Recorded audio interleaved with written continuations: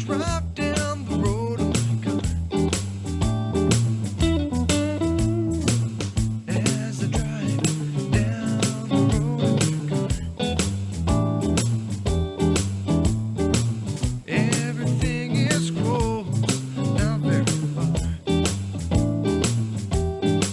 It's 10 p.m., time for the Good Life Show with Jon Robert Quinn. Tonight, Quinn talks about accumulating wealth. Tonight's show is brought to you by Pest Control Center. Welcome to the show. Good evening, Sacramento. How are you doing? My name is Jon Robert Quinn. I am your host. And tonight we're going to be talking about accumulating wealth. We're going to do something we have never done before. We're going to talk about you, the guest, the audience, the people listening. We're not going to be talking with a guest tonight.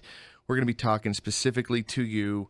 And this is where you can start to kind of sit back a little bit and think about where you're at in your life. What are you doing to accumulate wealth? And I'm not talking about getting rich. I'm not talking about driving Bentleys and Ferraris and having a private jet and a yacht. I'm really talking about, are you doing what you love to do? When you get up in the morning and you go to your job, what are you doing with your life? The reason in the way people accumulate wealth and create rich, and before I really get into understanding what rich is, let's get into my definition of what rich is. Rich and wealth are two completely different things. When you're talking about understanding wealth, you sit back and you say, okay, well, if I've got $1,000 a month in assets and $1,000 a month in liabilities, you have zero wealth. However, if you've got $2,000 a month in assets and $1,000 a month in liabilities, you have 1 month of wealth.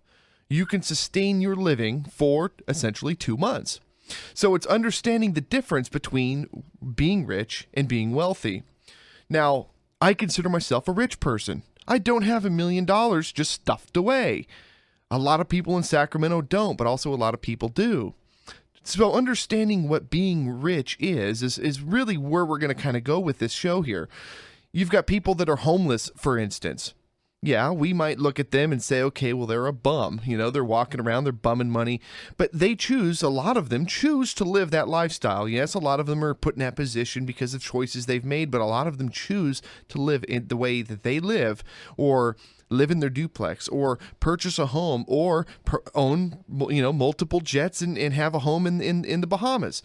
Point I'm making is when you live to the capacity that you are comfortable and you are happy with how you live, you are rich. It's not a matter of how much money you have. You can have $100 in your pocket, and you have an 8-year-old kid, for instance.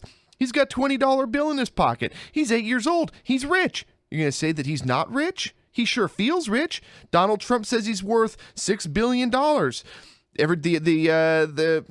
analysts say that he's worth $800 million.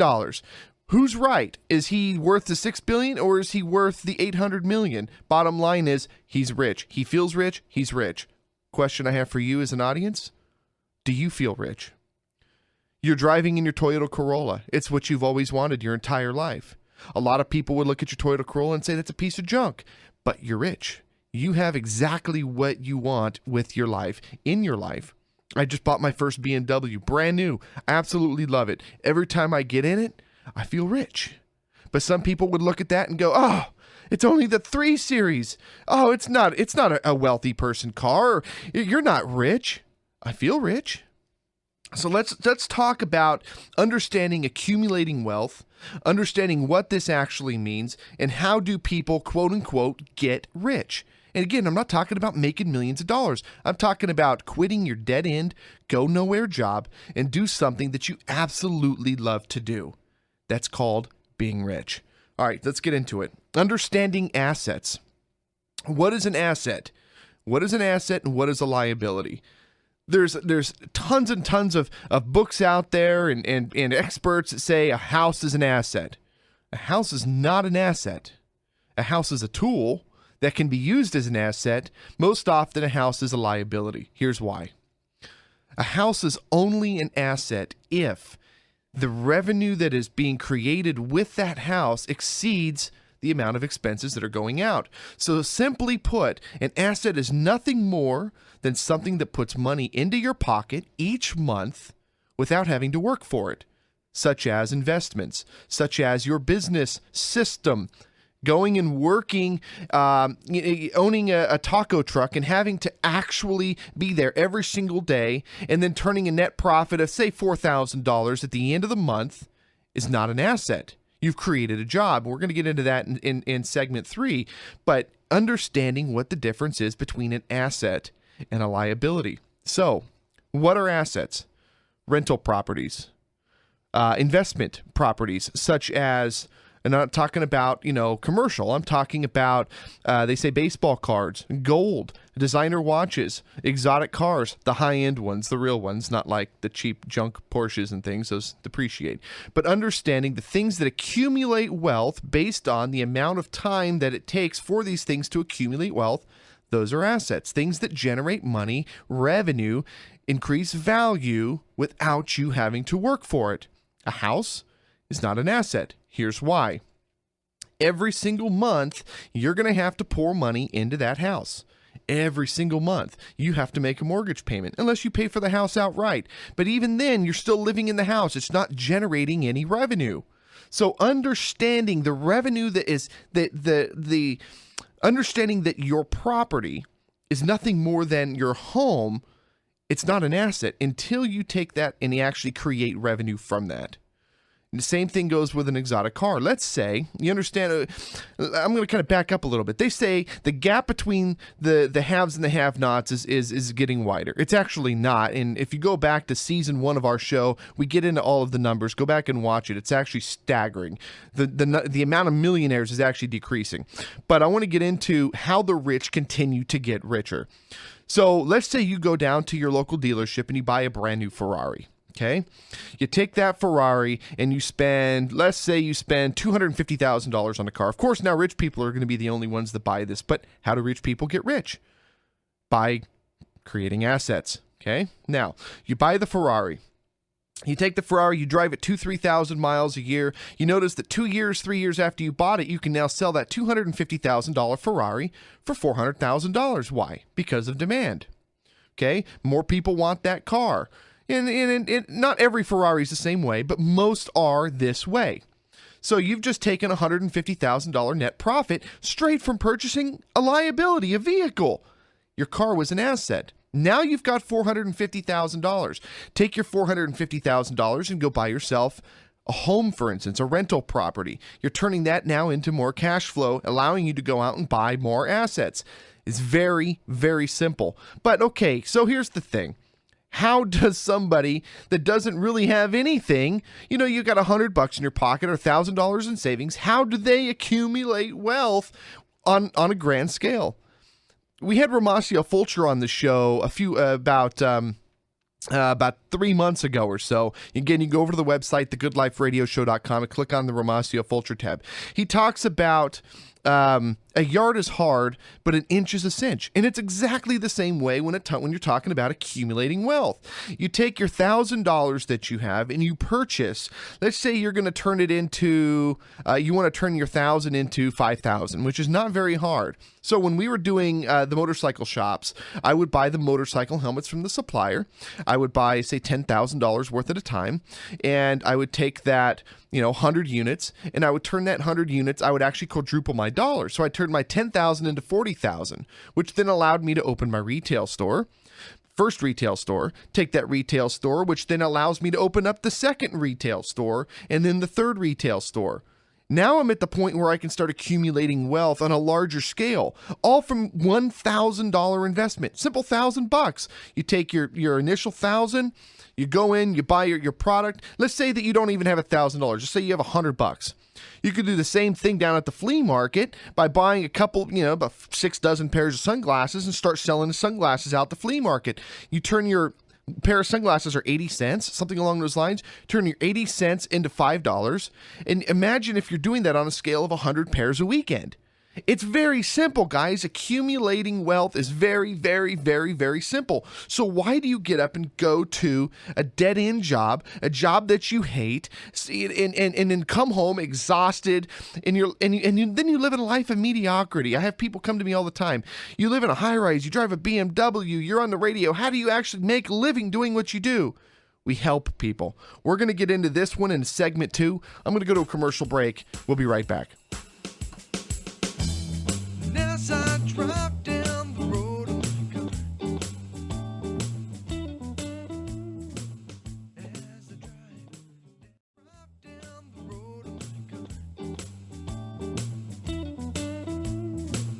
as I drive down the road in my car. Welcome back to the Good Life Show with Jon Robert Quinn, sponsored by Pest Control Center. Welcome back to the Good Life Show. I am your host, Jon Robert Quinn. Tonight, we're talking about accumulating wealth. We're talking about building your business, building yourself, making yourself successful, and understanding the difference between wealth and being rich, and how you can be rich with just a matter of just taking a small investment in yourself. It's absolutely phenomenal. Just listen to me here. So when we're talking about, so we're going to get into creating a successful business model and how do rich people get rich.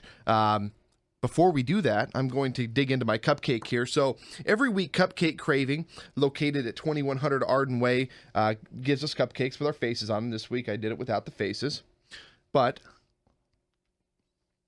they are absolutely phenomenal. They've got about 30 different flavors. They've got gluten-free, sugar-free. Cupcake Craving, like I said, located over at 2100 Arden Way, 916-9235-995, 916-9235-995. Go in there and ask for the ones with Quinn's face on them. They'll actually make them for you. It's pretty cool. And ain't nothing wrong with eating my face, right? So apart from that, my Red Bull, that's what gets me through the day. I'm going to get into creating a successful business model. So we were just talking about accumulating wealth and understanding assets and liabilities. Your home is not an asset unless it's creating revenue as a rental. Your home is not an asset if you live in it. Your cars are not an asset. Your children are not an asset. Anything that puts money into your pocket without you working for it is an asset. Anything that takes money out of your pocket at all is a liability. Simple and done. So let's talk about creating a successful business model. So we were talking about understanding and how to accumulate wealth and going and starting with a small investment. For my example, when I was in the helmet business and had my retail stores, I would start by purchasing helmets from the supplier. And let's say I would pay $12 or $15 for a helmet. Okay, I take the $15 helmet, I sell it for $60. I just quadrupled my dollar. So you're talking about, on a scale of leverage, you're talking about a $1,000 initial investment, having a $4,000 return on the back end. And that would only be in the matter of maybe a week, 2 weeks, something along those lines. I mean, there was weeks I was making $30,000 a month. This is by selling a product. It's easier to create something that's actually not selling a product, but selling a service, doing something that you absolutely love to do, understanding the difference between rich and wealth. Again, I'm going to get right back into this.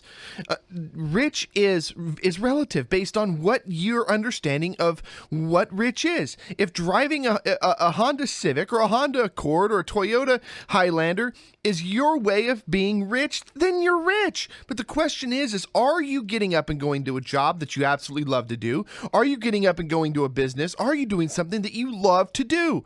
If you dread getting up in the morning and going to work, then quit going to work. It's all for money. It makes no sense. You can create money by creating money.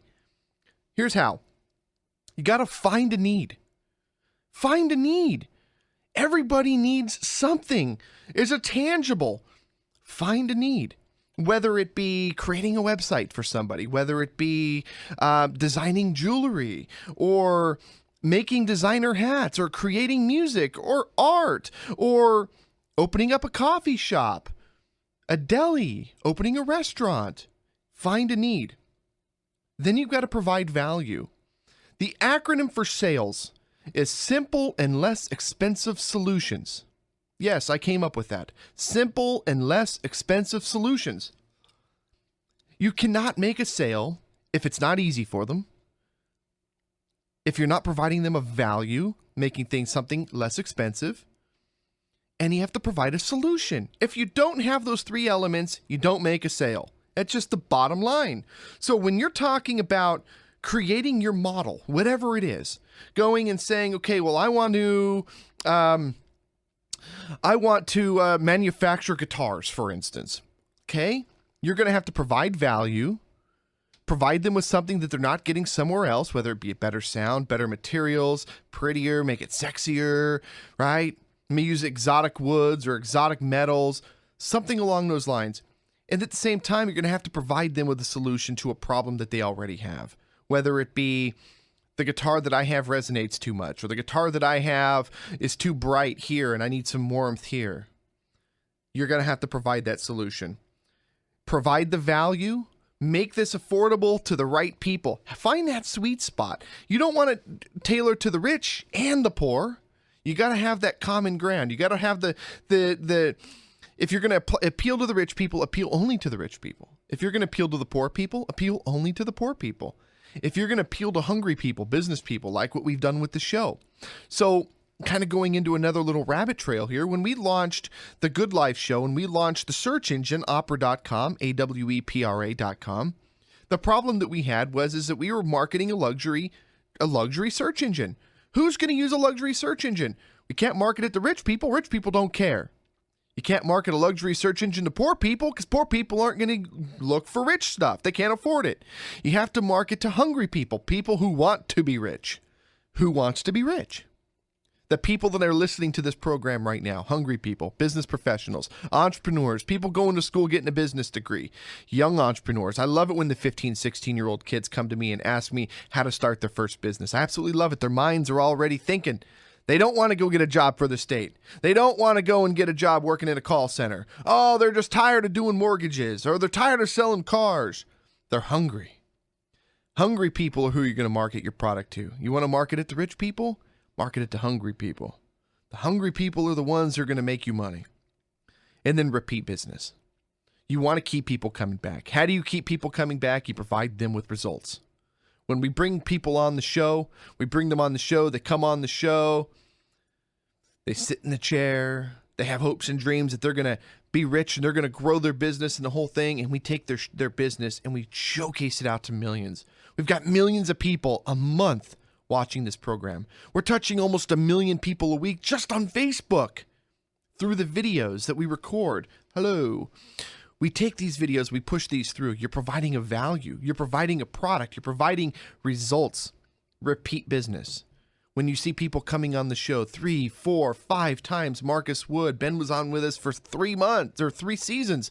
7 months he was on the show. You have Ramasio Fulcher's been on twice. Ryan Mason's been on 3 times. You see these people coming back over and over again. It's because you provide results. You get them what they paid for. Somebody goes into your restaurant and they get crappy food, they're not coming back. They go into your restaurant and you have a dirty bathroom. You know what's worse than crappy food? A dirty bathroom in a restaurant. It will send people away every time. You have crappy food in a good bathroom, nice clean bathroom, people still come back. It's incredible. Take care of your people. Hospitality. Repeat business. We're going to get into a little bit of the ESBI quadrant here. The ESBI quadrant goes right hand in hand with building a successful business model and understanding where you stand to grow your business and grow yourself. Take a piece of paper and draw a line from top to bottom and then from left to right, creating like a lowercase t, right? On the left-hand side in the top left, you're going to write E. The bottom left, you're going to write S. The top left, and then bottom left, you're going to write S. The top right, you're going to write B, and the bottom right, you're going to write I. ESBI. That stands for employee, self-employed, business owner, and investor. The easiest way to put this is the left side of this quadrant are the most taxed and the most worked, and the right side of this quadrant are the least amount of taxes and the least worked. Here's why. You're working for, essentially, you are working for the person on the right side, on the B quadrant, okay? Your employee quadrant, you're getting taxed 36.5% roughly. You're working 40, 50, 60 hours a week, and you're working for the man. The only reason you're in that job is because they pay you enough to stay, and the only reason you don't quit is because they're paying you enough to stay. They're only paying you enough to stay in that seat. If they paid you more, you would do less. If they paid you less, you would leave. Therefore, they're making money off of you. That goes right there in the B quadrant. S quadrant, self-employed. You think that, oh, I just created a business for myself. No, you created a job. Because this business, small business, does not make money unless you sit in that chair and you show up every day. So you created a job. And you say, oh, well, I'm self-employed. I'm working for myself. No, you're not. You're working for the customer. The customer doesn't like you, they're not coming back. You don't take care of that customer, they're not going to do business with you. They don't do business with you, you're out of business. You going to say something, Steve? No? Okay. So now you've got on the right side of the quadrant, business owner. What is a business owner?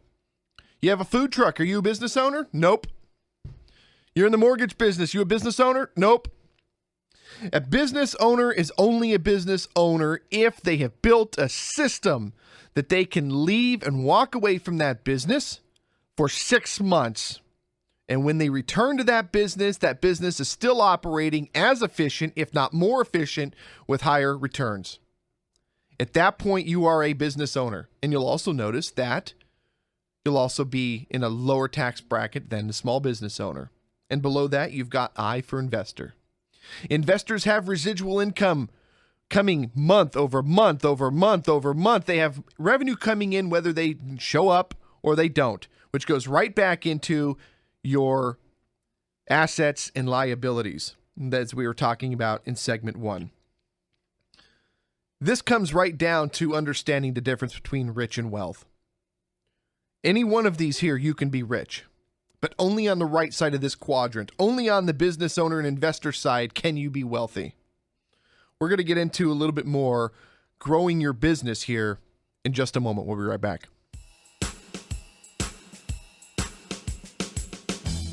And as I drive down the road in my car, as I drive down the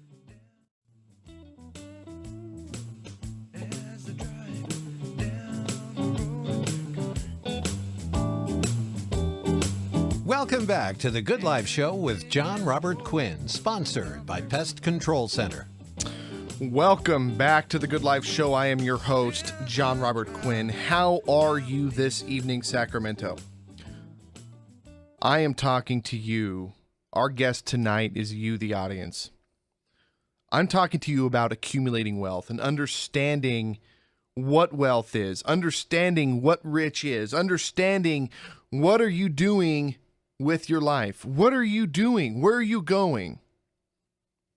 We're getting into assets and liabilities. We're getting into building a successful business model in the ESBI quadrant. And I'm going to recap here real quick. So assets are nothing more than something that puts money into your pocket each month through residual without you having to work for it. Rental properties, exotic, high-end exotic cars, exotic watches, gold, coins, things of that nature.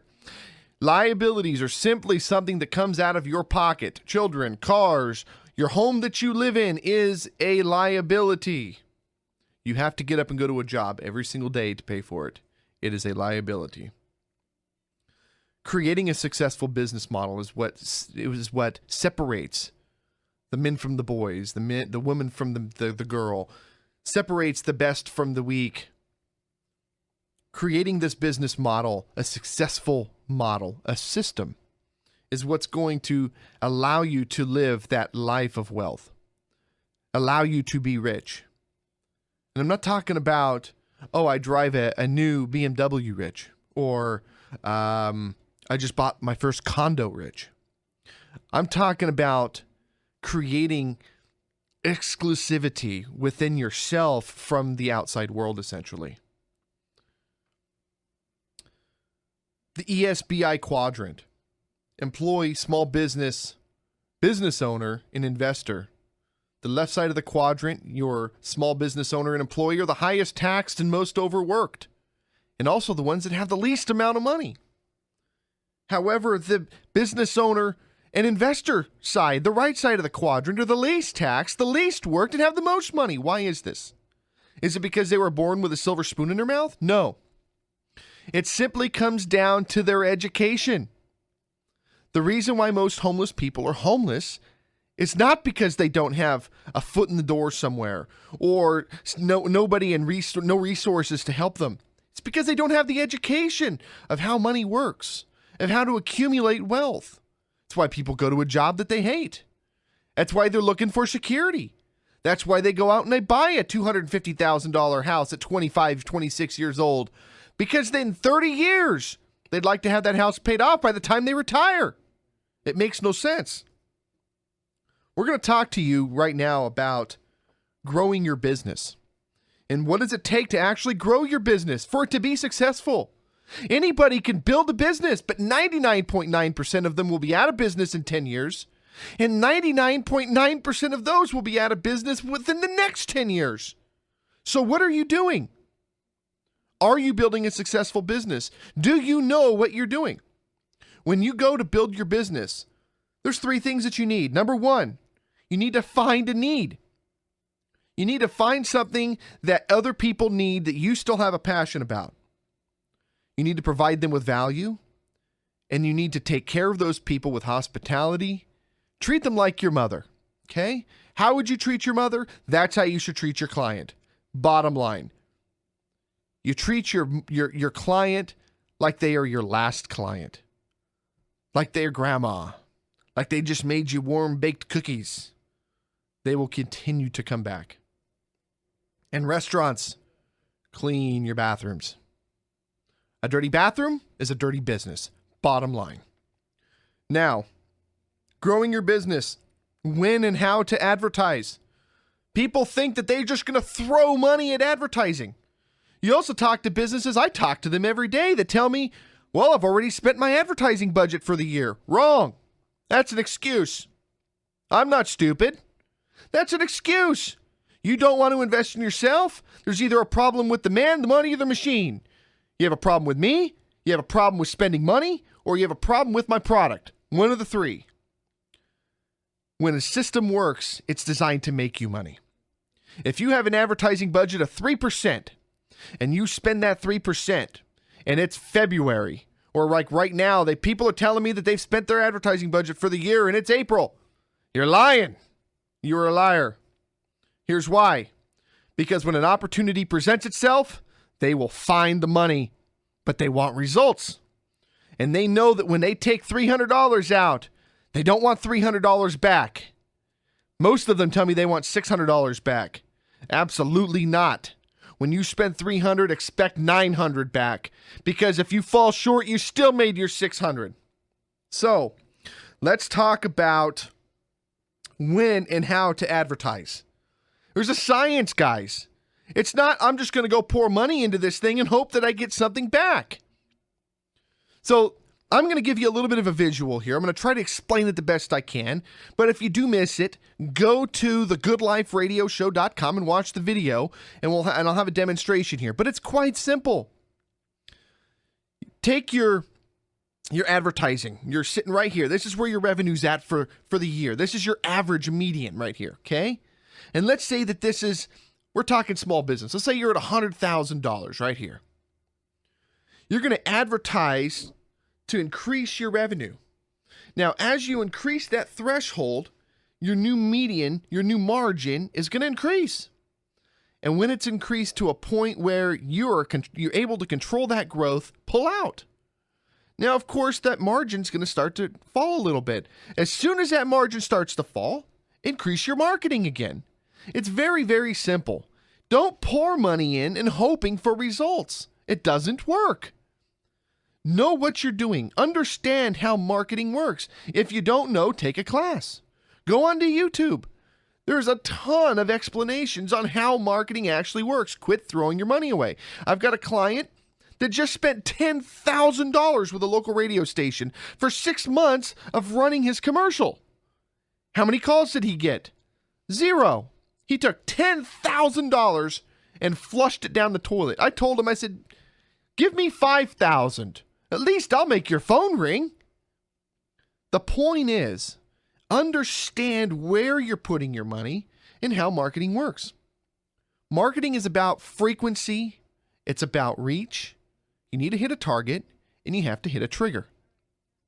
You have to have enough people that you're able to talk to a certain demographic, a certain part of those people in order to and they have to be relative to your business. If you've got 20% in the senior market and you're in the senior market, you're only talking to 20%. Or maybe you're not talking to the senior market. Maybe you're talking to the children of that senior. Because let's say you're talking about a retirement home, for instance, and you're marketing to senior citizens. Senior citizens aren't listening to your station looking for a retirement home. The senior citizens listening to that station may be worth $100 million. So maybe you need to be talking to the kids. And I'm not talking about the 20-year-olds or the 30-year-olds. I'm talking about the 15, 16, 60-year-olds, 50-year-olds, 45-year-olds. You need to be talking with those people. How do you know these things? Who are you marketing towards? You're advertising a motorcycle shop. Are you going to advertise your business on the Mexican station or the rock station or the hip-hop station or the country station? Who are you going to be talking to when you're marketing a motorcycle shop? That all depends on your price. Is your motorcycle shop tailored towards women motorcycle gear? There's a big question. Then maybe you need to be looking at the what do they do for a living? What do 35-year-old women do for a living that ride a motorcycle on Sunday? Maybe they work for the state. Okay, then you need to be looking at maybe an oldies station or a today's top 20 station and maybe not a country station. Or maybe your market is you're trying to go after Christians. You're talking about integrity. You're talking about quality. So now you're going to go after, say, a Christian station. But let's say you're talking to the young kids. You want to appeal to the street bike guys. If you're appealing to the street bike guys, then why are you advertising on a country station? You need to be advertising on a pop station. Who's writing? Who's doing what you? Who are you talking to? Into who do you want to come into your store? Why are you taking money and blindly throwing it away? Understand who you're talking to. Other marketing sources. Are you doing print advertising? Why? Oh, because it worked 10 years ago? People have devices now. Do you know what geotargeting is? If you don't know right now, when I ask you, do you know what geotargeting is? Then you don't know marketing because you are marketing to the wrong people. Have you done anything with video? Oh, they say pictures say 1,000 words. How many words do you think a video gives you? How many? I put a picture up on Facebook. I get, 400 people see it. I put the same thing in a video and 40,000 people see it. Why? Because it goes to their device and they watch it and they pay attention. And something in that video engages them and they share it. And that goes to their people. That is effective marketing. We're going to go to a commercial break here in just a moment. I'm going to come back to you and talk about what we can do with the Good Life Show and with some of our marketing tools that we have to help you grow your business and why we continue to grow this show at the level and the speed that we are. We'll be right back. As I drive down the road, everything is cool. And as I drive down the road in my car, as I drive down the road in my car. Welcome back to the Good Life Show with Jon Robert Quinn, sponsored by Pest Control Center. Welcome back, Sacramento. Welcome back to the Good Life Show. I am your host, Jon Robert Quinn, and we're talking about accumulating wealth. We are talking about helping your business grow, helping you reach a new point in your life. I want to talk to you a little bit about creating efficiency and leveraging your wealth, leveraging your marketing, leveraging yourself. We're talking about getting rich and understanding the difference between rich and wealth. And if you missed all of that, cruise over to thegoodliferadioshow.com and watch the episode. We record it like television. You can watch all of the episodes from beginning, middle to end, all the way from day one. We're 42 episodes in. There's a lot of material. 42 hours of the good life. It's like a marathon, baby. But we're talking about helping people grow. The whole idea of this show was to bring people together, build people up for better business. Our own co-host, Ben Gadinas, is now launching his own show. Talk about being proud. It's like a proud daddy. We get this guy in the business. We help him grow himself, grow his business. Now he's gone off and he's doing his own program. Talk about being proud. This is what we're doing to help people. The businesses that have come on over the last year now have done amazing things. We've got people going on Oprah and talking with Ellen and doing all these things. It is absolutely phenomenal, the connections that we have made through this program, through The Good Life. And all we're doing is helping Sacramento area businesses grow. It's unbelievable.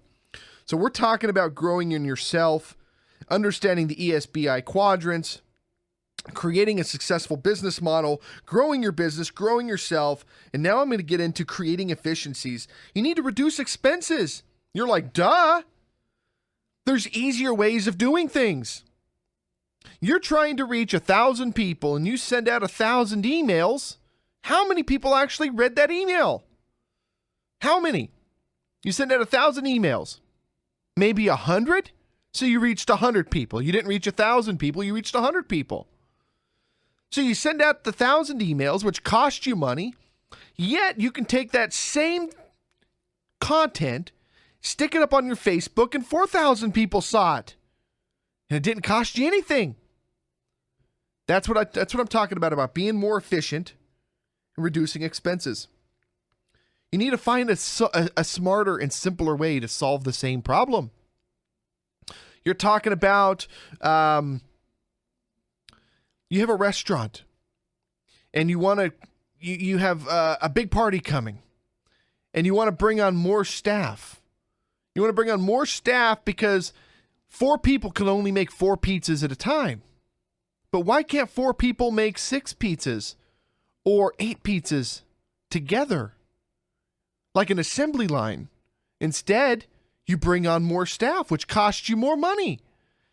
And you say, oh, well, it's going to speed up the process. But what ends up happening is you end up clogging up the kitchen because there's more people moving around the kitchen, which slows down the process. So instead, you actually reduced the process, but you spent more money doing it. I had a restaurant once. It's a Cafe Dolce in Rancho Cordova. Russian family comes over from motherland.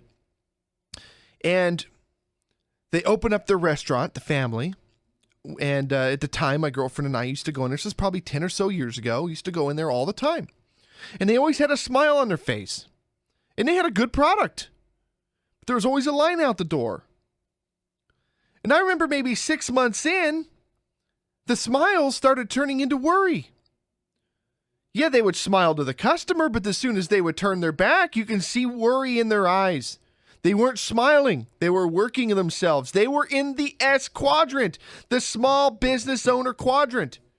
They came over here to be in the B quadrant. They ended up in the S quadrant. Why? They never built the system. They had to come to the business every single day and hope and pray that they made enough money. It got to the point where I sat down with this owner. This is 12 years ago. I sat down with the owner and I said, hey, what's going on? He says, we're not making enough money to make ends meet. I said, how much are you short? He says, we're short every month $500. I said, that's nothing. He says, you're telling me it's nothing. It's a lot when you don't have it. And I said, but it's nothing when you do. I said, how many units a day do you guys move? Oh, gosh, 200 units a day? Great. Raise your price. Well, I can't raise my price. I said, raise your price. I said, why are people coming into your restaurant? Because you have a great product? Because they like your pretty face? Or because you're convenient? Oh, well, all three of them.